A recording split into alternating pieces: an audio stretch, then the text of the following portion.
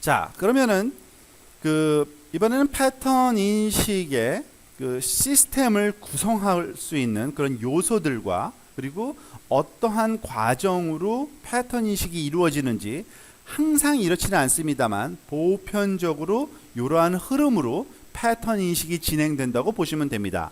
자, 패턴 인식 시스템의 처리 과정을 한번 이렇게 흐름을 한번 먼저 살펴볼게요. 당연히 대상은 일반적인 리얼 월드가 되는 겁니다. 실제 세계에 대상이 있는 거고요. 그 대상을 당연히 제일 먼저 측정이 이루어져야 됩니다. 그 측정 센서는 굉장히 다양하게 있을 수가 있어요. 여기서 마이크, 소리를 측정하면, 그리고 이미지로 측정하려면은 당연히 카메라가 쓰여지겠죠. 근데 이것뿐만 아니에요. 여러 가지 많아요. 여러분 알다시피 중력 센서를 써도 되고요. 또는 온도 센서를 써도 되고요. 대상이 뭐냐에 따라 차이가 날 뿐이죠.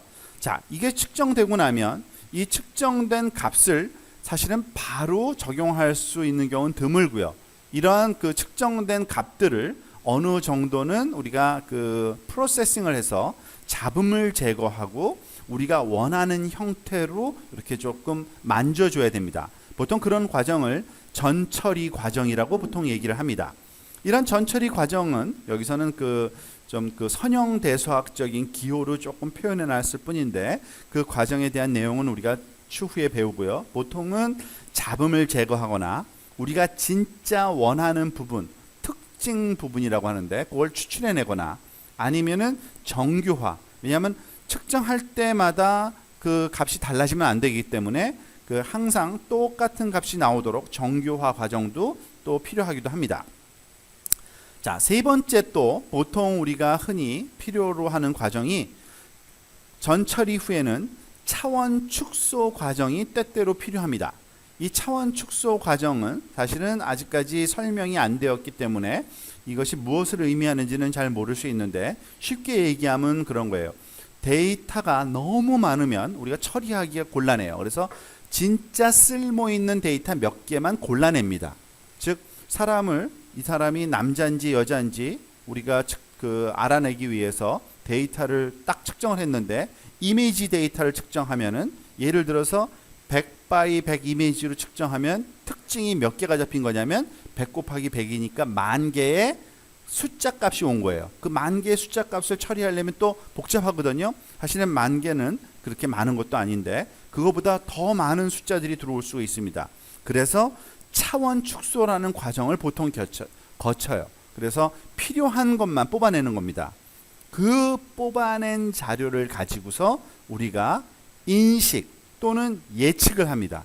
앞으로 배우게 될 패턴 인식 알고리즘들이 다 인식 알고리즘 또는 예측 알고리즘도 함께 포함되는 건데, 그때 문제의 종류에 따라서 다양한 알고리즘을 쓸 수가 있어요. 사실은 분류 알고리즘을 쓰기도 하고요, 회귀 알고리즘이라는 걸 쓰기도 하고요, 클러스터링 알고리즘 또는 서술형 알고리즘을 쓰기도 합니다.